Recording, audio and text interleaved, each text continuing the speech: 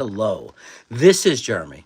This is Jets Chaos from North Carolina in a weird room, strange room with a strange light to brighten this face. Sorry.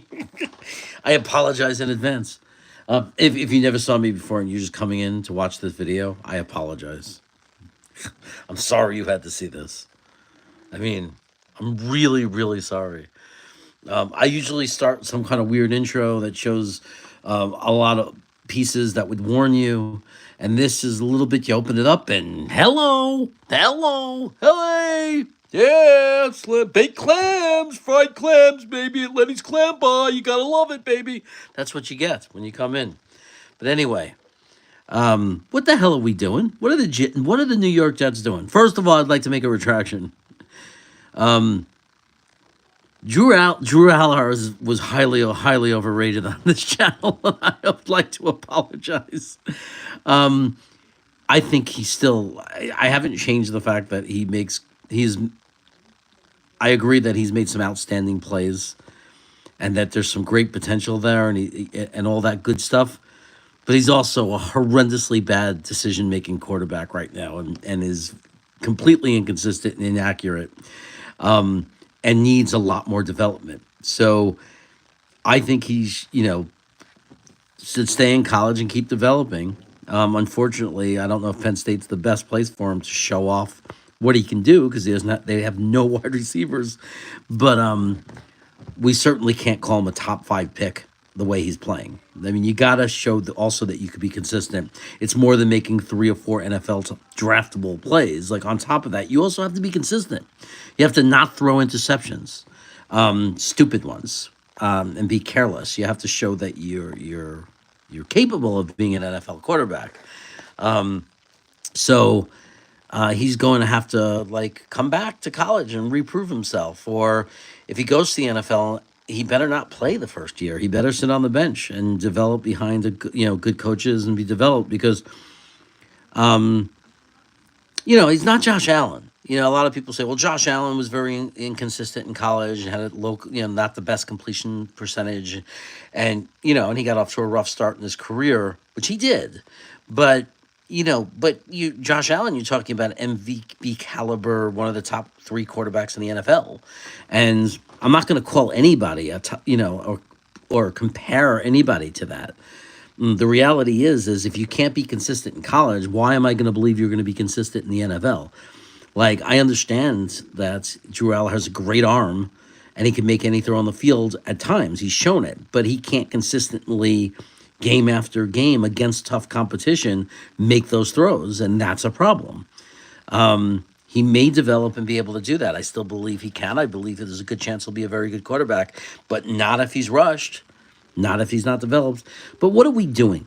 Going back to the point of this video, this live stream, and hello, I'd like to say hello to my niece Leah, who's here watching. She always seems to join in when I go live.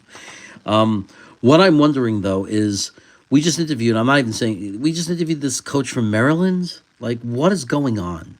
It must be a Rooney Rule box check, right? We needed to bring in somebody live because apparently Brian Flores was over the phone, so that doesn't count. Because why? But why would we do that? Like, this organization is not embarrassing enough.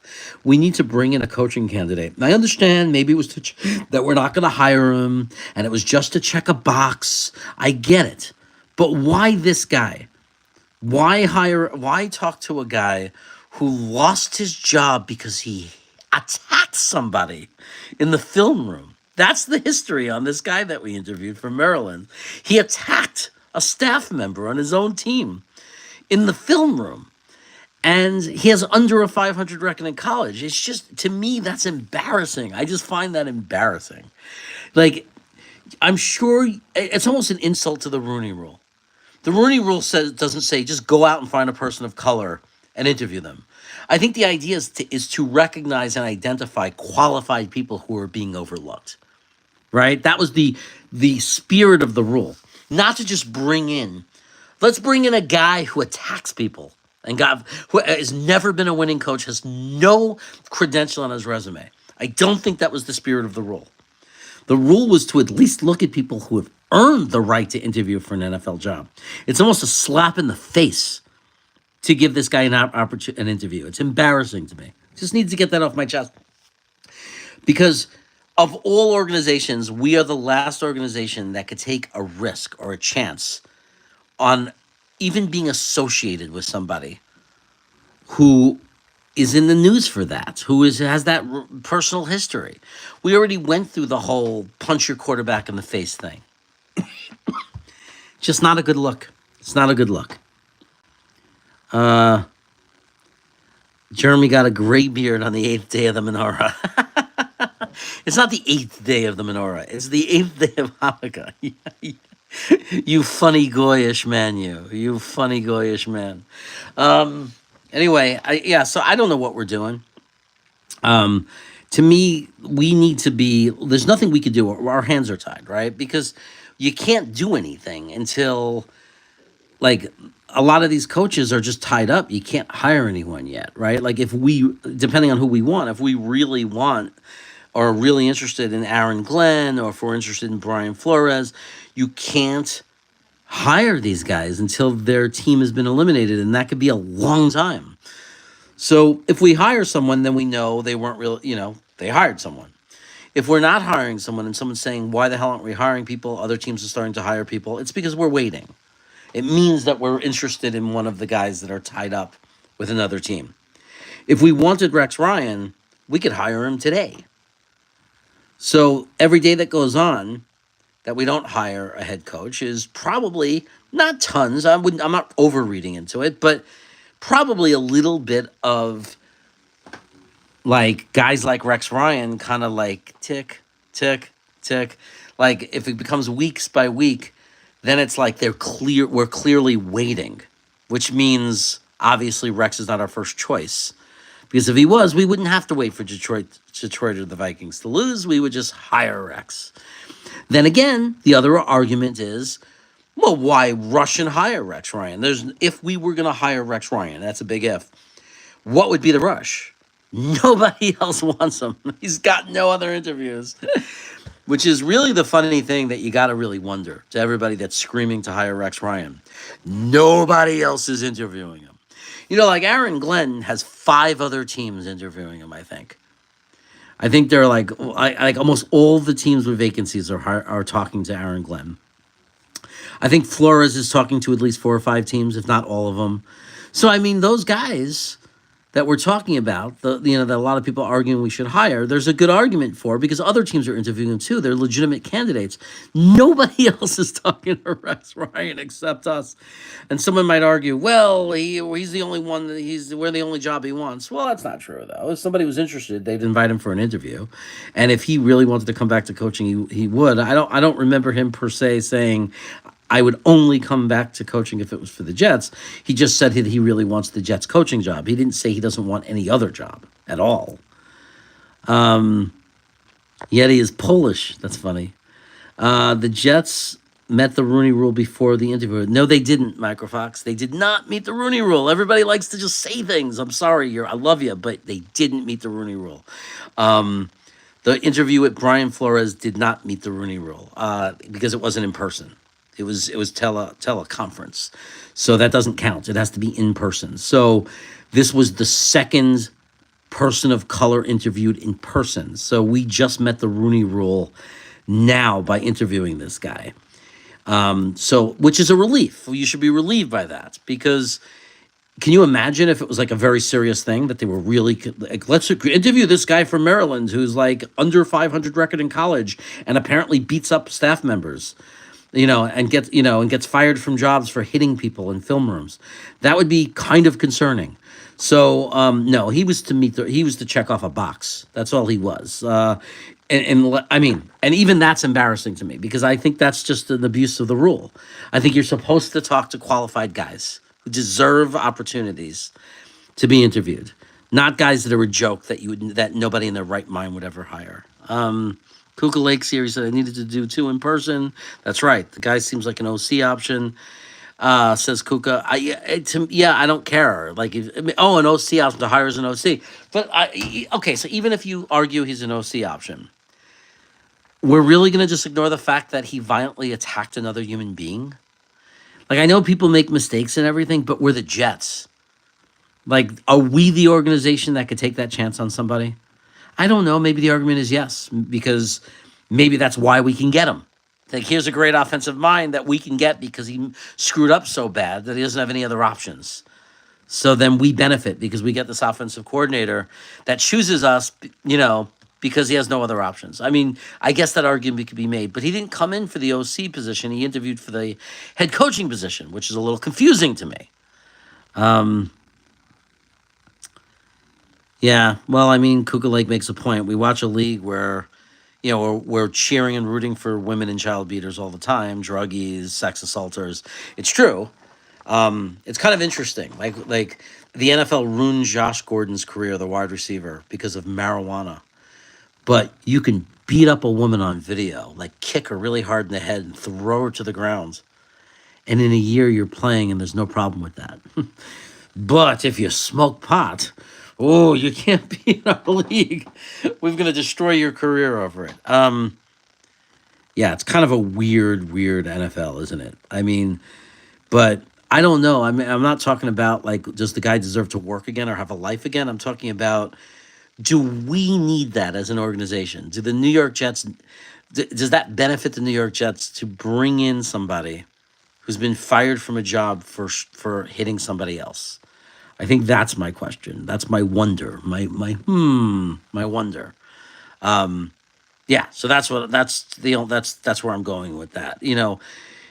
At least if you're going to bring in someone like that with that history, shouldn't they have an impeccable coaching record? Shouldn't they be like, oh, I went to Maryland and turned them around and won the conference 3 years in a row and have this, have done this incredible job. We've watched people go to small schools that aren't successful, coaches, and turn the small school around. They don't make them a national powerhouse, but they win that, dinky little conference they're in. This guy hasn't done any of that. This guy has no track record of accomplishing anything. I don't know. Maybe their offense is really good, but it's just not. It's not serious. It's not serious. So clearly, we wanted to clear ourselves of that rule. But I wonder why, because why couldn't we just wait for Brian Flores to, maybe that's an indicator that we're not going to hire Aaron Glenn or Brian Flores because we didn't want to wait. Or maybe there was just, if somebody was to become available, we want to be able to hire them without worrying about it, just in case we don't wait for Minnesota to lose a game or for Detroit to lose. I don't know. Okay, so here's something that I just think as a traumatized Jet fan, I believe that we're going to be screwed. Like, we're going to wait for some coach, and then they're going to turn us down at the last second and say, nope, psych, and they're going to go somewhere else, and then we're going to get stuck with nothing. Like, all the guys we're talking about are going to be gone. Flores gone, Vrabel gone, Aaron Glenn gone. You name it, they'll all be gone. The only guy who will be left are some rookie guys and Rex Ryan. I gotta say, if we hire Rex, it'll be fun. Fun. No one can deny that it'll be fun. What's up, Tony Alexio? Wild Wave, my good friend, is here. It's good to see you guys. That's the one thing. It's good for shits and giggles. You know what I mean? If we were to hire Rex Ryan, we're gonna have a ball. Right, there's gonna be so much content, so many quotes. He's gonna make great quotes. He's gonna tell people we hate to shove it, which we love, right? And then he's gonna probably look stupid and have put his foot in his mouth, and make us look stupid like he did last time. But it'll be fun. It'll be fun. And he did get us. If he came, he could do the same thing. If he came and got us to 2 AFC Championship games. And then kind of fizzles off, that still would be a lot better than what we're getting. And who knows, maybe next time, maybe he comes in, he gets us to that championship game, and maybe this time we win. And the next thing you know, we're in the Super Bowl. I mean, maybe. One could dream. Yeah.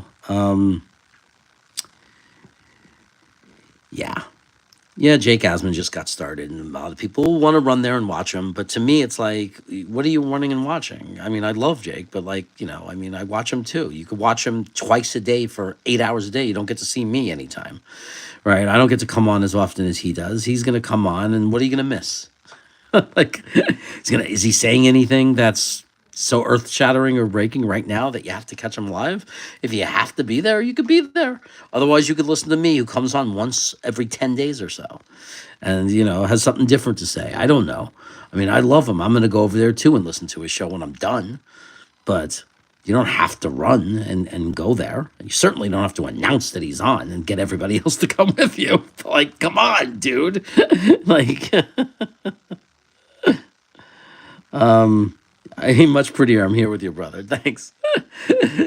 Like, but I'm just saying, like, maybe we shouldn't mention that he's on, because then everyone's gonna go run and see him. You know what I mean? Like, maybe we should make people not realize. Like, I'd rather have people 10 minutes from now say, "Shit, I've been watching this bald idiot," when a real guy is on. It's good, man. I forgive you. I forgive you. I'm just giving you shit, dude. I don't care. I'm fine. I just wanted to pop in and just say, look, a lot of shit's going on with the coaching. Today was unusual. It felt weird. I don't understand. I understand it checks off the Rooney box, but I think there were better candidates that could have checked off the Rooney box that we could have brought in. I'm assuming it was a favor for somebody. Somebody knew somebody and said, can you bring him in? It puts his name out there. Can you help the guy out? Maybe it gets him an OC interview. Maybe it does something for his career. It was a favor. There's no way I'm willing to believe that we'd ever consider hiring him as a head coach. We're not hiring a college quarterback who's not successful in college.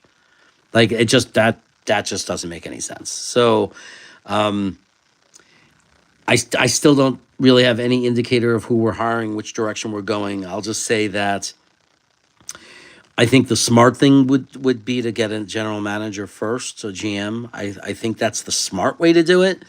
I understand the argument of you might be talking to coaches who want to have the choice of that, but I think you're putting the GM behind the eight ball. When, your subordinate is going to interview you to see if you're good enough to be their boss.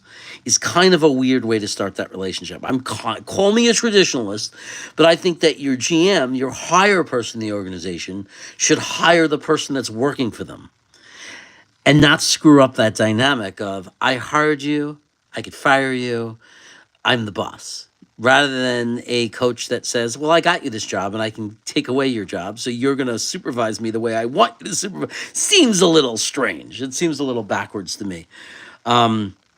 So, let's get a guy like Chris Spielman in. A Spielman? It's almost like the spiel. It's very Jewish to me. What's the spiel? He's a schmiel. The Spielman.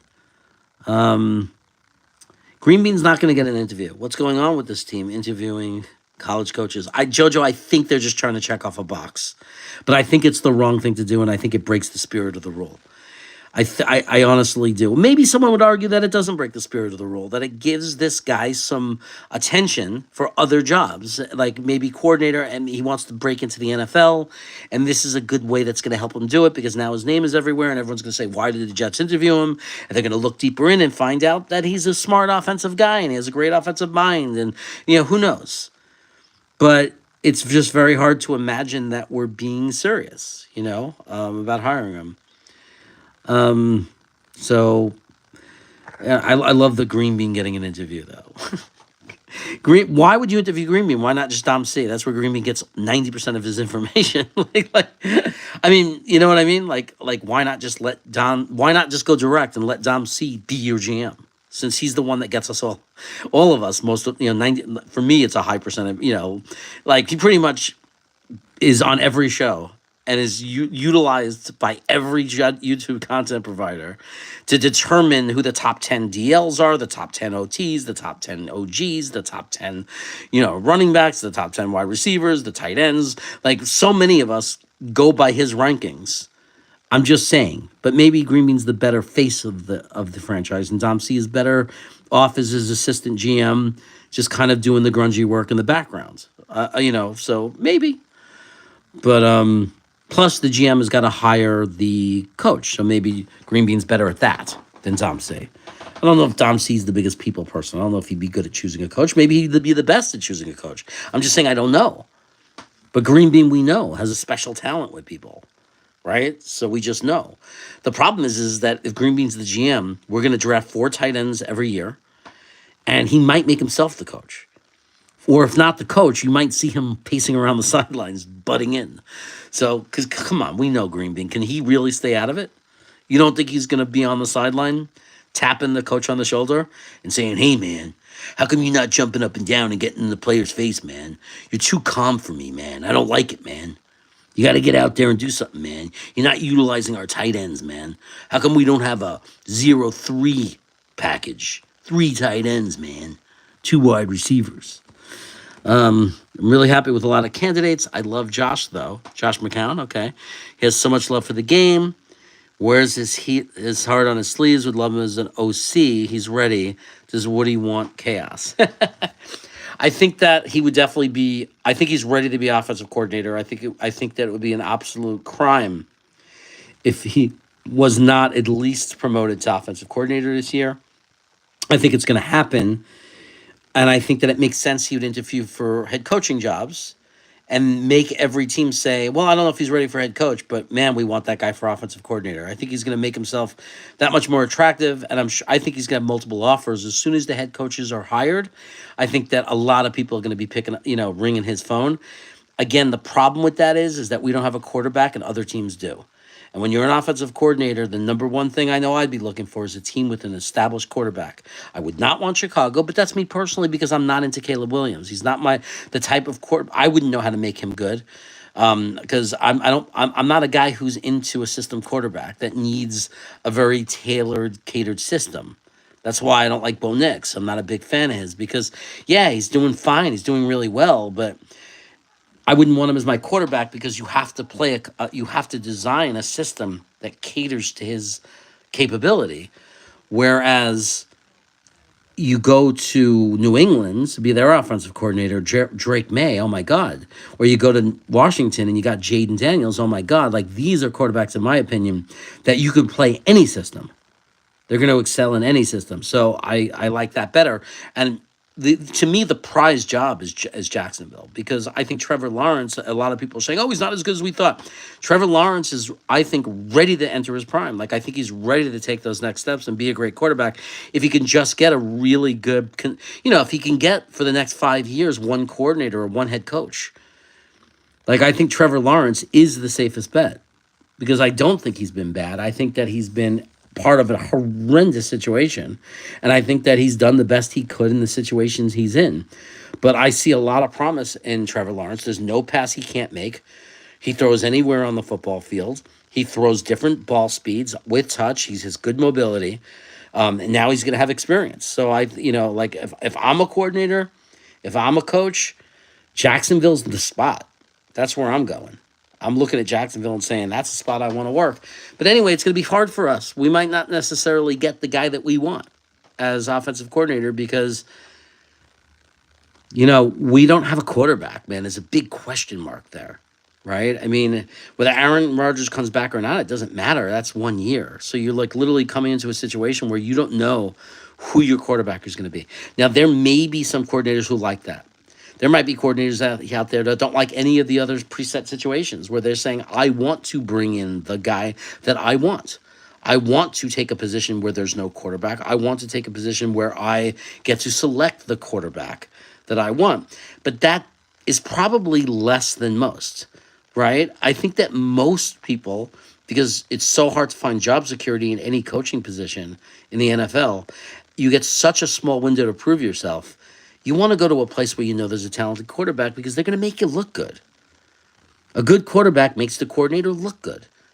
How many New England Patriot assistant coaches got jobs because of Tom Brady or because of Belichick's defense?